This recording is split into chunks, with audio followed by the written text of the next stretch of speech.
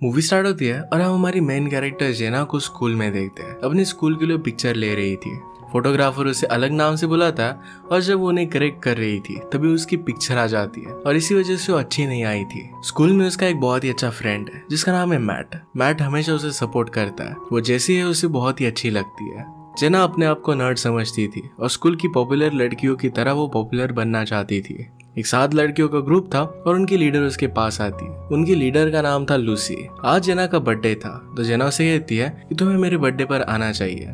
Lucy कहती कि मेरा असाइनमेंट बाकी है। वो चाहती थी कि जेना ही उसका असाइनमेंट कंप्लीट करे। जेना इसके लिए हाँ कह देती है। लूसी ने कहा कि बाकी लड़कों को भी मैं यहाँ पर लेकर आऊंगी। जिन लड़कों को लाने वाली थी उनमें से एक लड़का जेना को बहुत पसंद था। घर पर आते वक्त जेना और मैट बात कर रहे थे। जेना उसे कहती है कि मैं भी उन लड़कियों की तरह बनना चाहती हूँ। मैट कहता है कि वो इतनी ज्यादा स्मार्ट भी नहीं है, तुम जैसी हो वैसी बहुत अच्छी हो। वो फिर अपनी फेवरेट कैंडी खाते हैं और फिर अपने अपने घर पर चले जाते हैं। मैट उसका नेबर ही था। जेना रेडी हो गई तभी उसके बर्थडे के लिए विश करने के लिए उसके पेरेंट्स उसके रूम में आ जाते हैं। वो उन्हें देखकर रोने लग जाती है क्योंकि उसे लग रहा था कि वो ब्यूटीफुल नहीं है। मदर कहती है कि तुम्हें ऐसा क्यों लगता है कि तुम ब्यूटीफुल नहीं हो।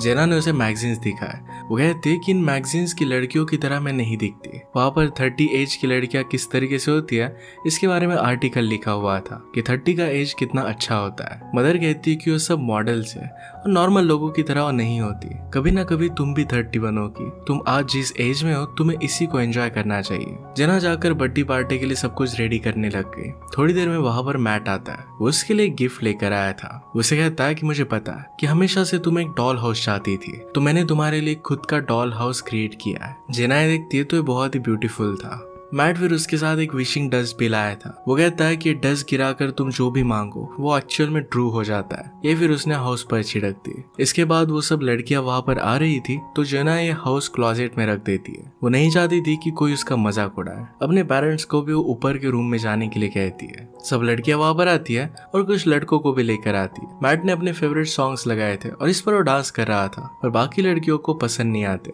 वो बंद कर देती है और दूसरा म्यूजिक चलाती है। मैट फिर जेना से बात करता है पर जेना ने उसकी इंसल्ट कर दी। मैट चाहता था कि वो उसके लिए सॉन्ग प्ले करे। वो फिर पियानो लेने के लिए अपने घर चला जाता है। सेलिब्रेशन के वक्त लूसी जेना से कहती है कि चलो हम एक गेम खेलते हैं। इस गेम के अकॉर्डिंग जेना क्लोजेट में जाएगी और 7 मिनट तक एक लड़के के साथ अंदर रहेगी। जेना को एक लड़का बहुत पसंद था और लूसी कहती कि वही तुम्हारे साथ आएगा। जेना फिर उस क्लोजेट में चली गई। उसे बंद करने के बाद जेना ने लूसी के लिए जो होमवर्क किया था ये सब कुछ वो लेकर सब लोगों को वहां से चली जाती है। जाते वक्त वहां पर उसे मैट दिखता है तो मैट को कहता है कि लूसी तुम्हारा क्लोजेट में वेट कर रही है। मैट अंदर जाता है और जेना को किस करने वाला था पर जेना कोई और लड़के का नाम लेती है। जेना को जब पता चलता है कि यहाँ पर हुआ क्या है तो इस बात से वो बहुत ज्यादा डिस्टर्ब हो जाती है। उसने मैट को बाहर निकालकर क्लोजेट बंद कर लिया। वो कहती कि मैं सब कुछ चीजों को हेट करती हूँ। मैं चाहती हूँ कि डायरेक्टली 30 इयर्स एज की बन जाओ और बहुत ही रिच हो जाओ। जब वो बोल रही थी तो डॉल हाउस के ऊपर की डस्ट ये उस पर गिर जाती है और एक्चुअल में अब ये रियलिटी बन गई थी। वो जब अगले दिन उठी तो 30 इयर्स की थी। उसे तो पहले बात समझ में नहीं आती। उसे लगता है कि किसी दूसरे हाउस में हो। अपने पेरेंट्स को बुलाती है पर घर में अपने पेरेंट्स के साथ अब वो रहती नहीं थी। उसने बाथरूम में जाकर फिर मिरर देखा और ये देखकर वो बहुत ही ज्यादा सरप्राइज्ड हो गई। तो समझ नहीं पाती कि यहाँ पर हो क्या रहा है। घर के अंदर अपने मेल्स को चेक करती है तो उसे पता चलता है कि उसका ही घर है। उसने जल्दी से अपने डैड को कॉल लगाया। इसके पेरेंट्स वैकेशन के लिए कैरेबियन गए थे। अचानक से फोन बजने लग जाता है और उसे पता नहीं था कि अब सेल फोन इन्वेंट हो गए थे और इसी वजह से आवाज कहाँ से आ रहा है ये वो समझ नहीं पाती। उसका बॉयफ्रेंड उसके पास आने की कोशिश करता है पर जेना उसे बहुत डर रही थी। जल्दी से अपना कोट लेकर इस घर से वो बाहर निकल आती है। जैसे वो बाहर आए तो बाहर उसे उसकी फ्रेंड लूसी मिलती है और वो दोनों साथ में मिलकर काम करते थे। जेना बहुत ही कंफ्यूज थी कि यहाँ पर हो क्या रहा है। लूसी से कहती है कि हम बहुत ही लेट हो चुके हैं, जल्दी से कैब में आ जाओ। जेना के पीछे उसका बॉयफ्रेंड भी उसे पुकार रहा था तो जेना डर कर जल्दी से लूसी के साथ कार में बैठ जाती है। जेना बिलीव नहीं कर पाती कि लूसी एक्चुअल में उसकी बेस्ट फ्रेंड है। जेना की बातें सुनकर लूसी को लग रहा था कि जेना शायद कल रात से हैंगओवर है और इसी वजह से इस तरीके की बातें कर रही है। उनकी आज एक बहुत ही इंपॉर्टेंट मीटिंग थी। उनकी बातों से जेना को पता चलता है कि जिस मैगजीन के बारे में वो बचपन में पढ़ा करती थी आज उसी मैगजीन में वो काम करती है। वहां पर उसे एक बहुत ही अच्छा जॉब है। लूसी उसे कहती है कि कल के हैंगओवर के बारे में भूल जाओ और आज एक बहुत ही अच्छे से परफॉर्म करना। जेना की एक पर्सनल सेक्रेटरी भी थी तो अपनी सेक्रेटरी को जेना ने कहा कि एक लड़के का मैं तुम्हें नाम बताती हूँ, उसके बारे में पता करो। जेना ज्यादा लोगों को जानती नहीं थी और इसी वजह से मैट को ढूंढकर उससे वो बात करना चाहती थी। मीटिंग में हमें पता चलता है कि उनके मैगजीन की हालत बहुत ही खराब है। उनके कंपटीटर बहुत ही अग्रेसिव थे और इसी वजह से उनके मैगजीन में कोई भी इंटरेस्टेड नहीं था। बॉस इसे इंटरेस्टिंग बनाने के लिए आइडिया मांग रहे थे, पर जेना के पास कोई भी आइडिया नहीं था। वहां से बाथरूम का नाम लेकर वो चली जाती है। वो अपने ऑफिस में गई। वो बिलीव नहीं कर पाती कि कितने बड़े बड़े लोगों को जानती है। जिस तरीके से उसने अपनी लाइफ को इमेजिन किया था उसी तरीके से अब उसकी लाइफ है। उसकी सेक्रेटरी ने उसे आकर कहा कि तुम्हारी मदर का कॉल आया था। जेना ने कहा कि तुमने मुझे बताया क्यों नहीं। सेक्रेटरी कहती है कि आपने ही तो मुझे बताया था कि मदर का कॉल पिकअप नहीं करना है। जेना समझ नहीं पाती कि वो इस तरीके से बात क्यों करेगी। सेक्रेटरी ने मैट का एड्रेस निकाल लिया था। जल्दी से वो मैट के घर पर आ गए। मैट समझ नहीं पाता कि डोर पर है कौन। जेना जैसे ही मैट को देखती तो बहुत ही सरप्राइज थी, क्योंकि मैट की हाइट वगैरह सब कुछ बदल गया था। वो बहुत ही डिफरेंट लग रहा था। मैट उसे देखकर कंफ्यूज्ड हो जाता है, पर थोड़ी देर के बाद समझ जाता है कि ये जेना है। मैट अब एक बहुत ही फेमस और अच्छा फोटोग्राफर बन चुका था। जेना उसके साथ जो भी हो रहा था इस सब के बारे में मैट को बताती है। उसे कहती कि कल मैं 13 इयर्स की थी और अब डायरेक्टली 30 इयर्स की हो चुकी हूँ। मेरे लाइफ के बारे में मुझे कुछ भी याद नहीं है, प्लीज मुझे हेल्प करो। मैट कहता है कि मैं तुम्हारी कैसे हेल्प कर सकता हूँ, मैं तो तुम्हें अब ज्यादा जानता भी नहीं हूँ, हम बहुत सालों से अब फ्रेंड्स नहीं है। जेना इस बात से शॉक थी। पहले तो उसकी बेस्ट फ्रेंड हुआ करती थी। मैट फिर उसे पानी वगैरह पिलाता है और कहता है कि तुम कहाँ पर रहती हो, मैं तुम्हें ड्रॉप कर देता हूँ। जेना उससे कह रही थी कि हम दोनों मिलते क्यों नहीं है, मैं घर पर जाती होंगी तब तो हम दोनों एक दूसरे के साथ मिलते ही होंगे। मैट कहता है कि तुम क्रिसमस पर भी अपने घर पर नहीं जाती, लास्ट टाइम 6 साल पहले मैंने तुम्हें देखा था। इसके बाद वो जेना के घर पर आ गए थे। उसके घर में सब कुछ फिगर आउट करने का ट्राई करते हैं। उन्होंने हाई स्कूल की ईयर बुक की फोटोज देखी। इसमें से जेना को पता चलता है कि पॉपुलर लड़कियों के साथ फिर वो रहने लग गई थी। जिस लड़के को डेट करना चाहती थी उस लड़के को उसने डेट किया था। वो प्रॉम क्वीन भी बनी थी। उसे जो भी चाहिए था सब कुछ मिल चुका था। उसे अपने ऑफिस से कॉल आता है। आज रात एक पार्टी होने वाली थी और इसके लिए एक बहुत ही अच्छी कार वो उसे सेंड कर रहे थे। जेना सुनकर बहुत एक्साइटेड हो जाती है। वो बहुत ही खुश थी और ये देखकर मैट कहता है कि अब मैं यहाँ से जा रहा हूँ। जेना कहती है कि तुम्हें मेरे साथ पार्टी में आना चाहिए। मैट कहता है कि मुझे जरा काम है और इसके बाद वहां से वो जा रहा था। बचपन में हमेशा एक अलग तरीके से एक दूसरे को बाय कहते थे, उसी तरीके से वो आज भी कहते हैं। इसके बाद जेना रेडी होती है। उसके पास बहुत सारे वैरायटी के कपड़े थे। वो एक अच्छा मेकओवर करती है। लिफ्ट में वो नेबर लड़की से मिलती है। जेना से बात कर रही थी तो लड़की कहती कि तुम मेरे साथ बात क्यों कर रही हो। जेना कहती कि तुम तो मेरी नेबर हो, मैं तो तुमसे बात करती होंगी। लड़की कहती कि तुम मेरे साथ कभी भी बात नहीं करती, सिर्फ मुझे इग्नोर करती हो। इसके बाद वो लड़की उसे कॉम्प्लीमेंट करती है और दोनों अच्छी तरीके से बात करने लग गई। जेना उसे अपने घर पर इन्वाइट भी करती है। रात में जेना फिर पार्टी में आती है। अब वो एडल्ट है तो उसे ड्रिंक करना अलाउड है, तो बहुत सारा ड्रिंक कर लेती है। जेना और लूसी को उनकी कंपटीटर भी मिलती है। वो उसकी बेइज्जती कर देते हैं। पार्टी में उनके बॉस बहुत ही वरीड थे, क्योंकि स्लोली लोग यहाँ से जा रहे थे। ये पार्टी उनके लिए बहुत ही ज्यादा इंपॉर्टेंट थी, क्योंकि ऑलरेडी लोग उनके मैगजीन को बहुत ही बोरिंग समझ रहे थे। अगर ये पार्टी भी बोरिंग हो जाती है तो उनके लिए बहुत ही हार्ड हो जाएगा। अपनी रेपुटेशन को फिर से सेव नहीं कर पाएंगे।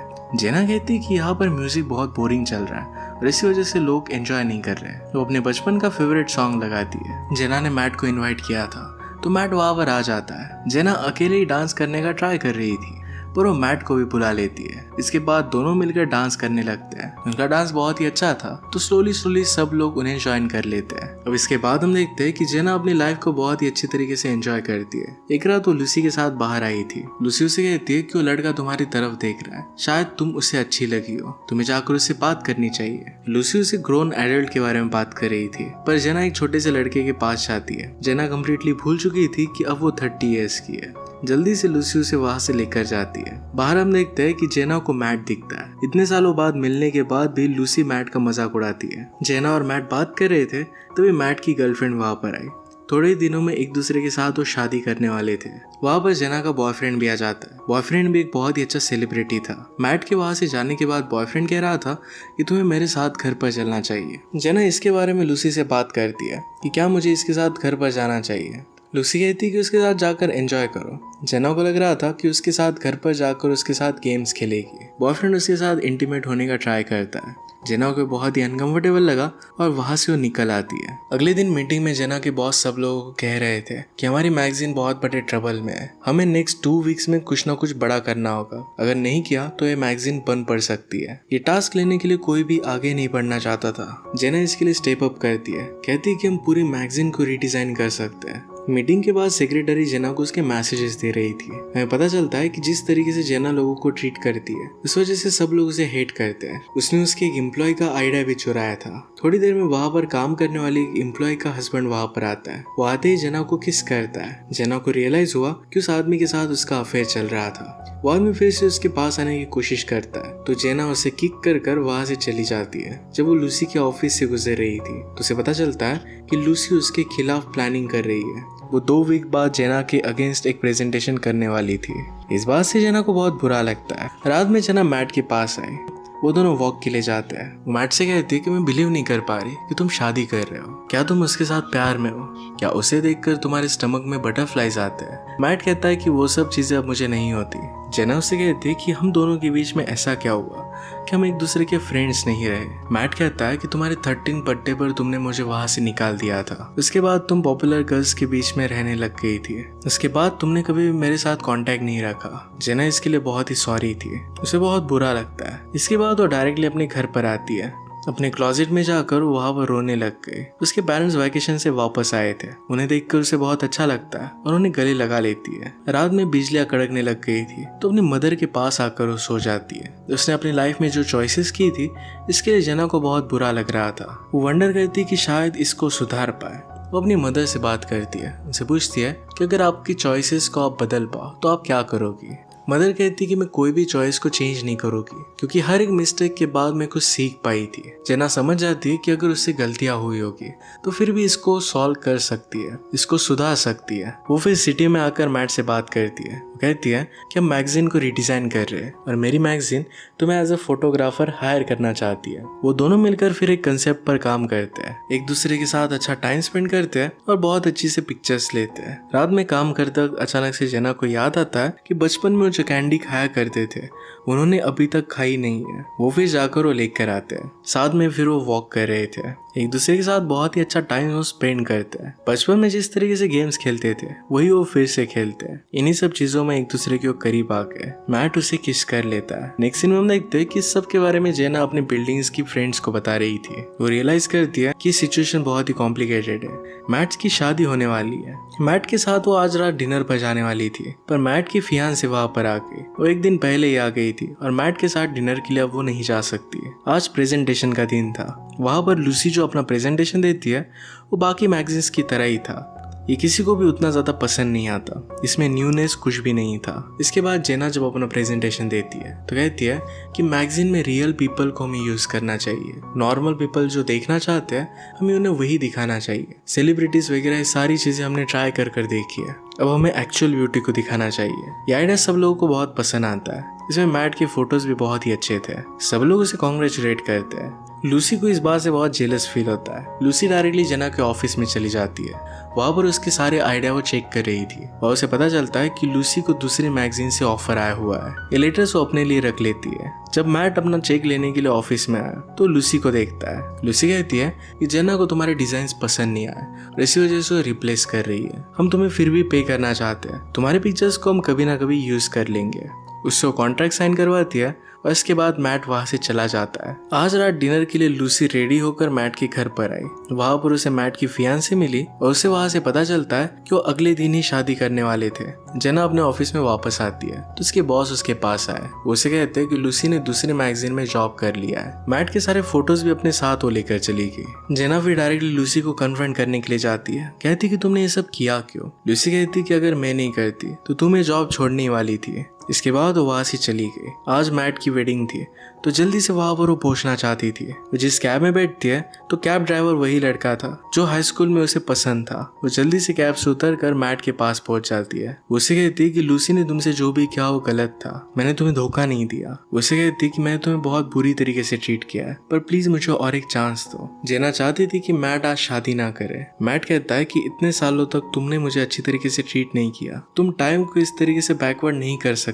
ये डॉल हाउस मैट ने अभी तक उसके पास संभाल कर रखा था। ये वो जेना को दे देता है। मैट कहता है कि मैंने हमेशा तुमसे प्यार किया है, पर फिर भी किसी और लड़की के साथ आज वो शादी करने वाला था। ये डॉल हाउस लेकर अपने घर के सामने वो बैठती है और रो रही थी। वो विश करती है कि वो फिर से 13 ईयर्स की हो जाए। उस हाउस के ऊपर की डस्ट फिर से उस पर गिरती है और वो फिर से 13 ईयर्स की बन चुकी थी। वो उसी क्लोजेट में वापस आ जाती है। जैसे वो डोर खोलती है वैसे वो मैट को जाकर किस कर लेती है। उसने जाकर लूसी का असाइनमेंट फाड़ दिया।